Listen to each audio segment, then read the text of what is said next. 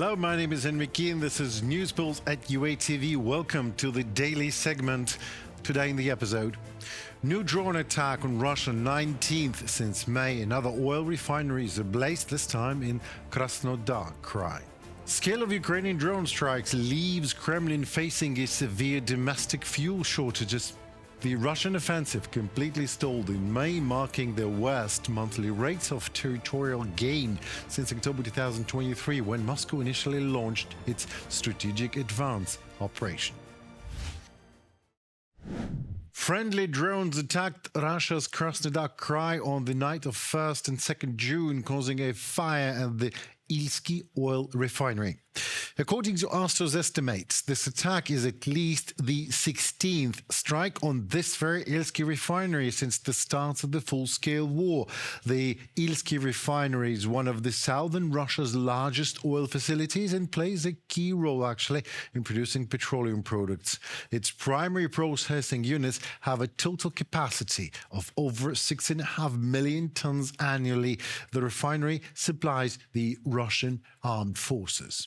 Also, the town of Alekseyevka, located in Russia's Belgorod region, was targeted in a drone attack early this morning. Following the strike, a major fire broke out on the premises of one of the industrial facilities there. And in temporarily occupied Crimea, the Drankoi train station was closed completely following overnight explosions. Additionally, local authorities announced a temporary suspension of all commuter train services across the peninsula, citing unspecified so-called technical reasons. At the same time, the independent telegram channel Crimean Wind reports, citing internal sources, that a Russian military echelon was struck at around 11 p.m. last night.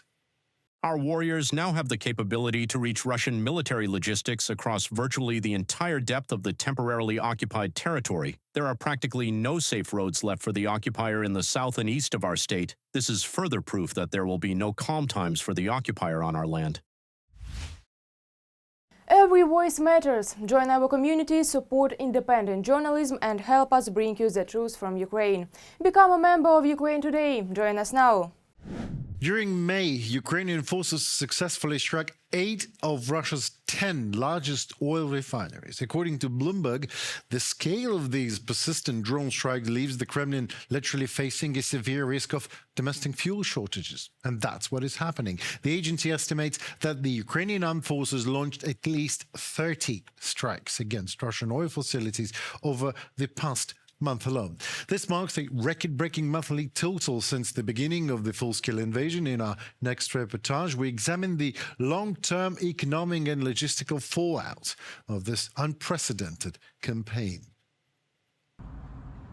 The automotive fuel shortage in Russia has reached the capital region. At gas stations in New Moscow, restrictions on gasoline sales have been introduced. No more than 60 liters per person and up to 100 liters for diesel fuel. As the Moscow Times reports, these restrictions will remain in place until, I quote, further instructions. Fuel supply issues in Russia are worsening due to Ukrainian UAV strikes on oil refineries and oil infrastructure assets. As a result, oil refining in the central part of Russia has dropped significantly. Similar difficulties were previously encountered in the temporarily occupied territories of Ukraine, in the Donetsk and Luhansk regions, as well as in Crimea. Specifically in Sevastopol, the occupational authorities limited fuel sales to 20 liters per person and introduced coupons for diesel. There are definitely problems with gasoline in the city. I believe that there is a problem with gasoline because I haven't been able to fuel up for 2 days. Yesterday there was no gasoline, and today I'm driving around the city, and there is neither 92 nor 95 gasoline. Due to a record number of strikes by the armed forces of Ukraine, Russia risks facing a large-scale fuel shortage. According to Bloomberg agency estimates in May, the Ukrainian army set a record since the beginning of Russia's full-scale invasion, attacking Russian refineries 16 times in a single month. More than 10 additional strikes targeted pipelines, oil depots, and port infrastructure. According to Reuters, by the second half of May, oil refining capacities of about 238,000 tons per day had shut down in Russia. This is approximately a quarter of the total Russian refining volume. Логистически Ukraine's logistical sanctions have led to the fact that in Crimea, it is no longer just the military, but civilians who are short on gasoline. This has a complex impact on logistics and petroleum product manufacturing. But the second component is the oil pumping stations. Roughly speaking, these are the hubs of pipelines that carry oil flows to these oil refineries and oil depots, such distribution stations. Following successful Ukrainian UA-5 strikes on Russian oil industry enterprises, Russia's government has also temporarily banned the export of aviation kerosene. The Russian government website stated that the decision was made to prevent a fuel shortage on the domestic market. According to the decree, the export ban on jet engine fuel, including that purchased at exchange trading, will be in effect until November 30th, 2026. As Bloomberg notes, Moscow's decision is directly linked to the Ukrainian drone strikes on Russian refineries. Due to damage and plant shutdowns, the level of oil refining in Russia has dropped to its lowest indicators in more than 16 years. The decision, which will have little impact on international fuel markets, comes after drone strikes on refineries pushed Russia's crude processing rate to the lowest in more than 16 years. In an effort to curb the flow of petrodollars into the Kremlin's coffers, Ukraine has targeted a wide range of energy assets, including seaports and pipelines, from a publication by Bloomberg. In parallel with the Ukrainian long-range sanctions, European partners are strictly monitoring the execution of European and American restrictive measures. For instance, France has detained a Russian Shadow Fleet tanker in the Atlantic for the fourth time. The operation was carried out with the support of the United Kingdom. As reported by the Atlantic Maritime Prefecture of France, the sanctioned vessel was heading from Russia's Murmansk under the flag of Cameroon. It is unacceptable for ships to circumvent international sanctions, violate the law of the sea, and fund the war that Russia has been waging against Ukraine for more than 4 years. These vessels, which fail to adhere to the most basic rules of maritime navigation, also pose a threat to the environment and to everyone's safety. Emmanuel Macron, president of France, on X.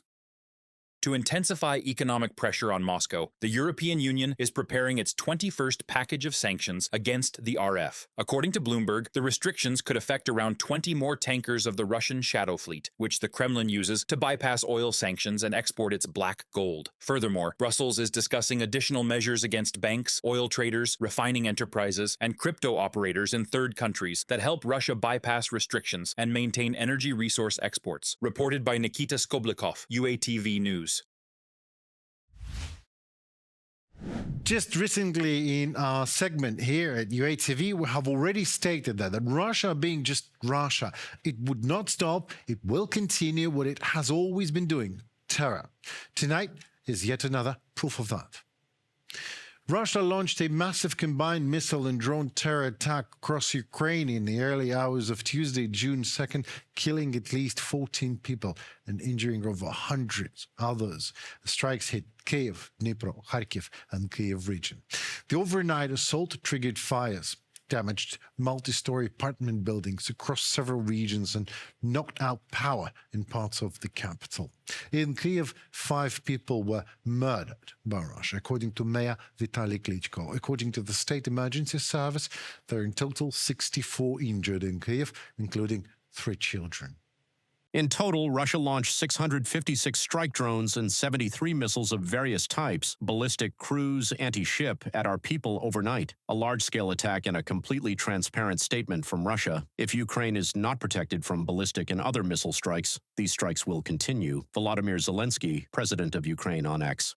It's worth remembering one thing here. Ukraine today is not Ukraine 4.5 years ago. It has completely different means to counter Russian attacks, but Russia today is not the same Russia it was back then. Bragging and saber-rattling for propaganda-soaked brains of domestic Russian audiences back home and some Western politicians maybe is one thing, but it is a completely different thing to continue a stalled war on the front line in Ukraine and at the same time to throw at Ukraine as much as this immense barrage that took the Kremlin 2 weeks to gather. So the pace is slowing. Obviously, Russia is draining. Yes, Russia still can kill, but it can never win. Otherwise, it would long do it. But Russia is so busy with murdering children and civilians that its pace on the front line slows down significantly. According to analysts from Deep State, in May, the enemy occupied just 14 square kilometers of Ukrainian land. What will confirm this is the first month in recent years when the increase in occupied Ukrainian land for the Russians becomes almost negative Obviously, the war is entering a new phase. Ukraine gains momentum, and it is important for us not to lose it. Fortunately, there are promising personnel changes in the high echelon. The new Minister of Defense, Fedorov, is one of these. The new commander of East Military Army Flank, Nikolyuk, is the other. Also, a lot of smart middle-level commanders and brigade commanders are taking their offices, and soldiers see that. They feel the difference and the change to the better. Citing The Economist, the war in Ukraine is at the final stage of the First World War in terms of the frontline standstill and the exhaustion of the parties, believes the American analyst Rob Lee, a senior fellow at the Foreign Policy Research Institute and one of the most prominent Western experts specializing in the Russian-Ukrainian war. At the same time, Lee points to a new tactic that appeared in 1918. Back then, combined aimed artillery fire and well-trained assault groups, and it made decisive breakthroughs possible and put an end to trench warfare. Lee believes that now the same thing is happening, developing technologies, of course, and tactics that will help restore maneuver battles. In his opinion, Ukraine can create, I quote, islands of advantage in a certain place and time, for example, disrupting Russian drone operations in a specific section of the front line by blinding their operators, shelling their positions, or attacking with its own drones. Such an operation could require weeks of preparations, yes, distractions and intelligence gathering. If the cauldron is properly opened, however, Ukrainian arms and Ukrainian armed vehicles will rush forward and seize the advantage, moving 5 or maybe 10 kilometers behind the front line and causing the Russians to be routed.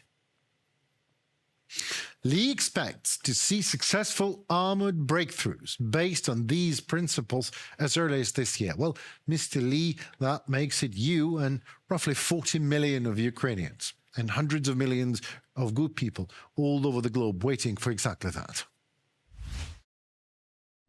Well, that's it for today. I'm Enmikin. Thank you so very much for your time watching this segment. It's important. We feel it. We need it. Thank you. We appreciate it. Please also like, comment, and subscribe to UATV. We are doing our best every day to get you covered on whatever else in Ukrainian perspective. Stay safe and see you soon.